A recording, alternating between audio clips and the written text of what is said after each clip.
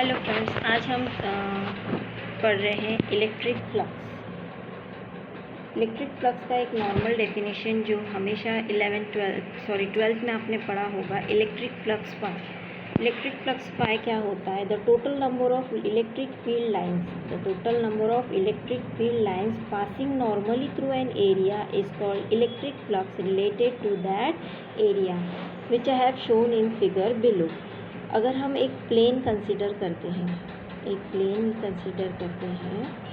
इसका ही मतलब होता है कि number of field lines passing perpendicular to that plane surface. अब ये एरिया का प्लेन सरफेस है, ठीक है। अब ये एरिया का प्लेन सरफेस है। अगर ये प्लेन में इलेक्ट्रिक फील्ड जहाँ पे जनरेट हो रही है, वहाँ अगर मैं जाकर इलेक्ट्रिक फील्ड में रखती हूँ तो क्या होगा? इस प्लेन सरफेस से number of electric lines pass होंगी, number of electric field lines pass होगी। लेकिन कैसे पास होगी? Perpendicular to that surface, perpendicular to that plane surface. ये जो इलेक्ट्रिक फील्ड लाइंस ये प्लेन से परपेंडिकुलर पास हो रही है, उसको क्या बोलेंगे? Electric flux path. ओके, अब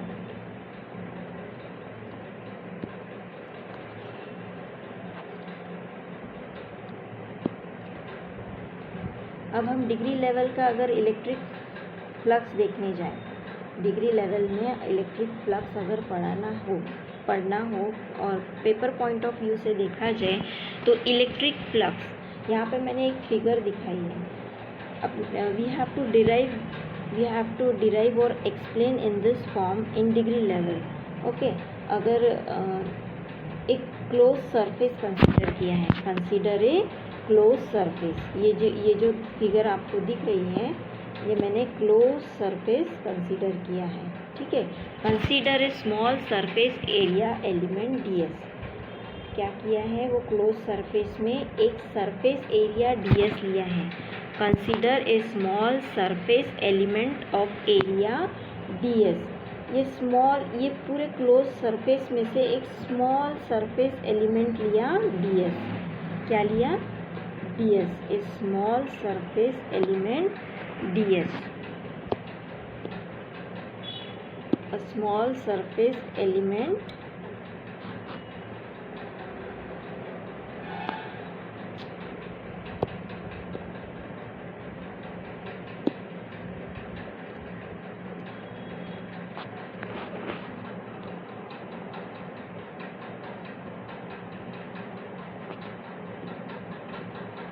ds,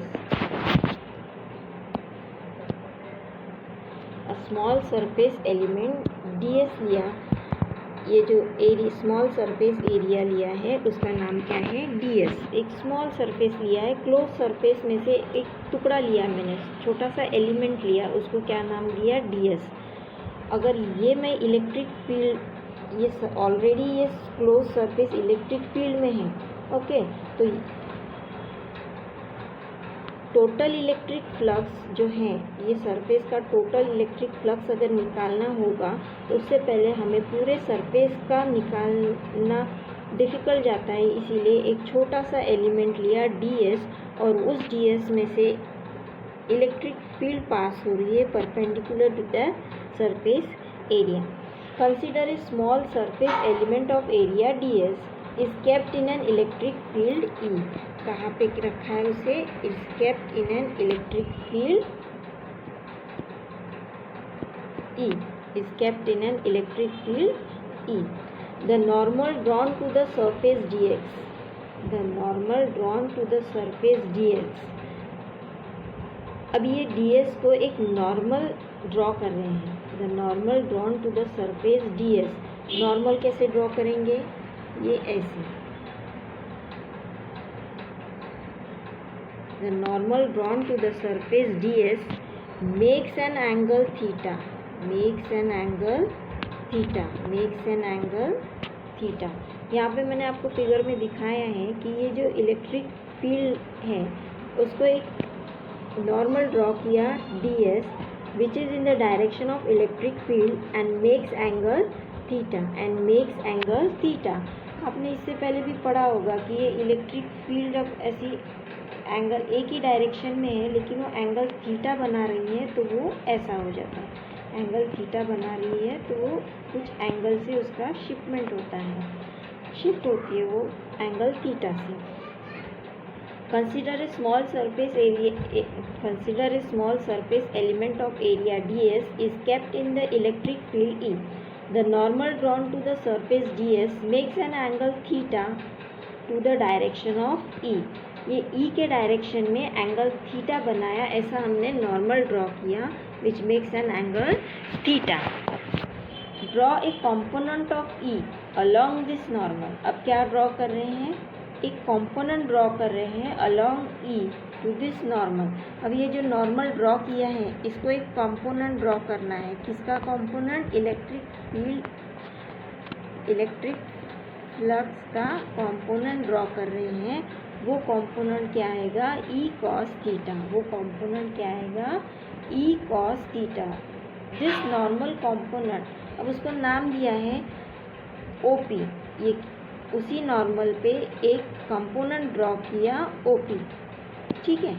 उस OP क्या आ जाएगा फिर, this normal component OP of electric field E is E cos theta.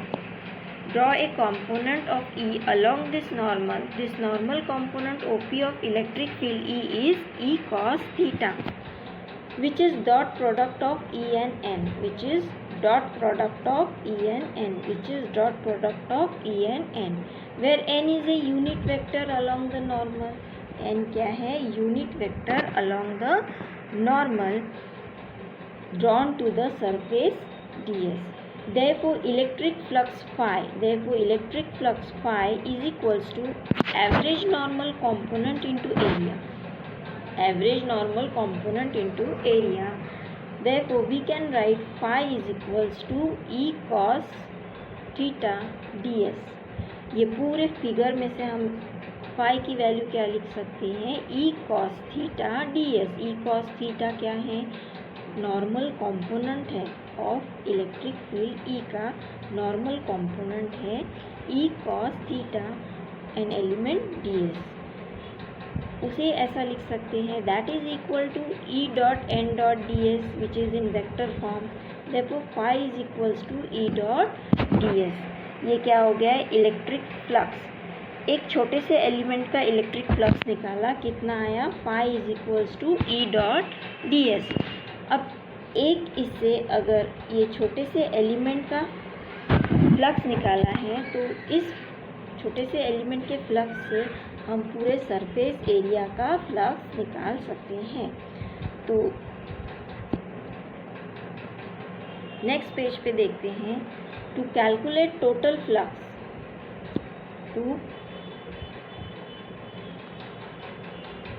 To calculate the total flux through a complete area ds, the upper equation should be integrated over the total surface. जो ऊपर equation लिखा था,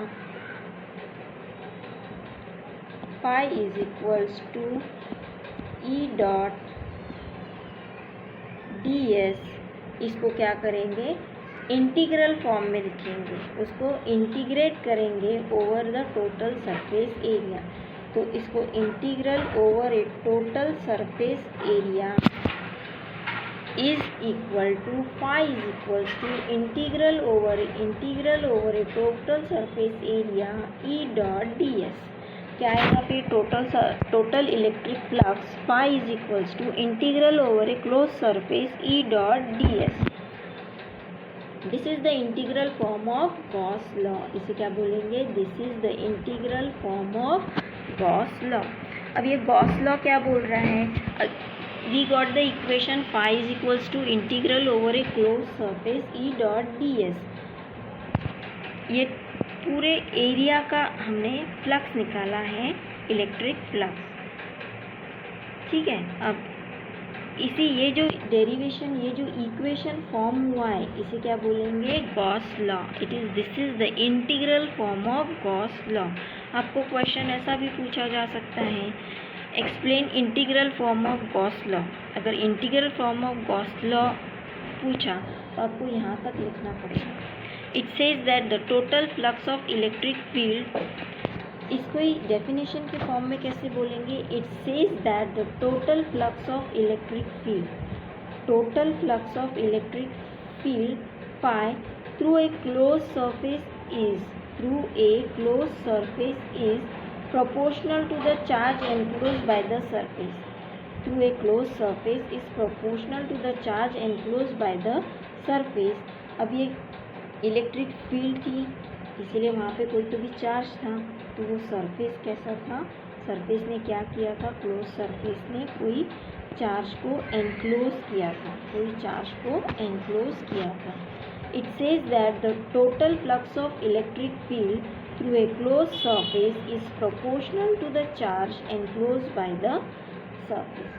So the surface integral of E dot ds gives electric flux through area S.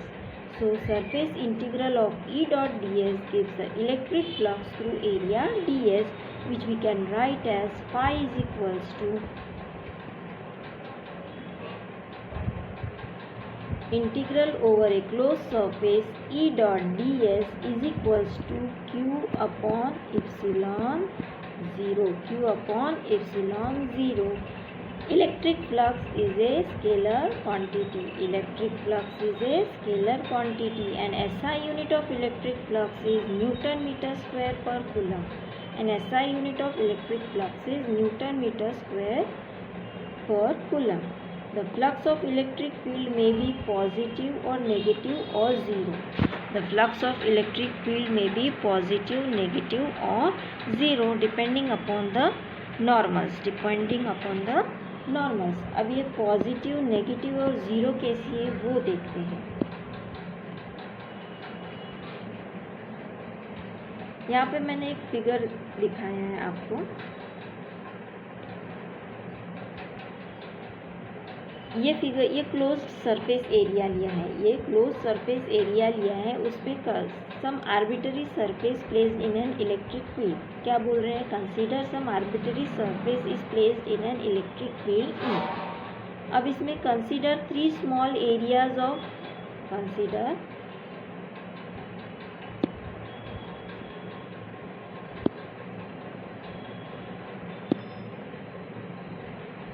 Consider 3 small areas of this surface.